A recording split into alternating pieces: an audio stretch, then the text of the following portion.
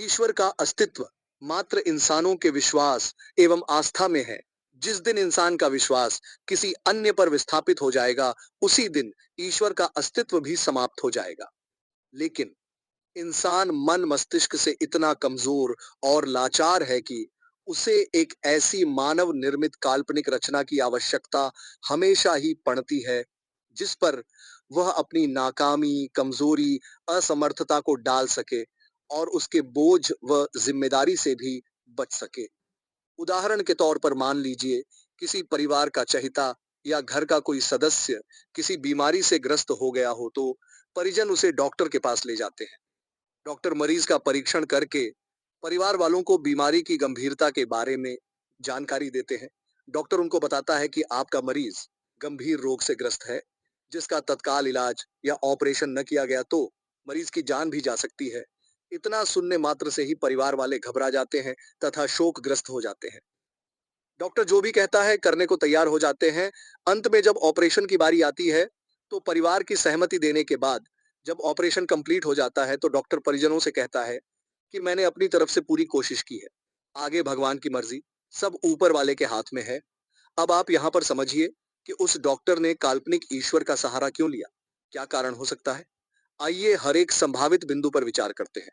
एक, क्या उस डॉक्टर को अपनी योग्यता या कौशल पर जरा सा भी विश्वास नहीं है?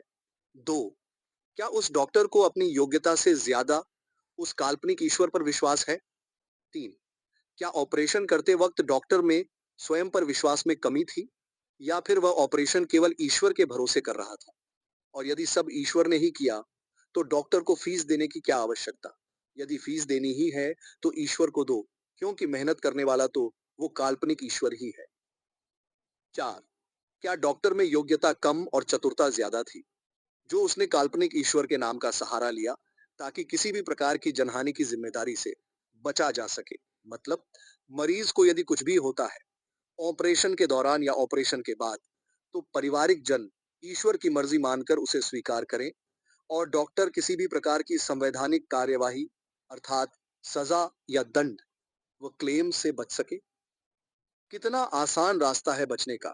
यदि आप किसी भी कार्य में सफल न हो, तो आप उसकी जिम्मेदारी किसी भी काल्पनिक भगवान, अल्लाह, गॉड पर डाल सकते हैं और स्वयं किसी भी कानूनी या गैर कानूनी कार्यवाही से साफ बच निकल सकते हैं। और ये केवल एक ही देश या स्थान की बात नहीं है। संपूर्ण विश्व इसी काल्पनिकता और भ्रामिकताओं का शिकार है। चतुर लोग ये बात अच्छे से जानते हैं कि धर्मों ने लोगों को मानसिक रूप से इतना कमजोर और भयातुर कर दिया है कि लोग भगवान, अल्लाह, गॉड के डर से उनके सामने केवल हाथ फैलाकर प्रार्थना, दुआ, माफी ही मांग सकते हैं। इसके अतिरिक्त उनके पास कोई विकल्प नहीं है, क्योंकि किसी भी अपराधी को सजा देना तब असंभव हो जाता है जब अपराध किसी अदृश्य या काल्पनिक रचना के नाम पर मढ़ा गया हो। ईश्वर की आड़ में बड़े से बड़ा जुर्म किया भी जा सकता है और उसे छुपाया भी जा सकता है। इतना सब होने के बावजूद सभी यह कहकर पल्ला झाड़ लेते हैं कि यह ईश्वर की मर्जी है। परंतु अकाट्य सत्य यही है कि ईश्वर एक ऐसी काल्पनिक रचना है जिस पर इंसान अपने सारे अपराध, गलती, अयोग्यता मढ़ देता है। क्योंकि काल्पनिकता कभी अपनी सफाई पेश नहीं करती, अगर करती भी होती तो इंसान को ही दोषी बताती। धन्यवाद। जय संविधान, जय मूल निवासी।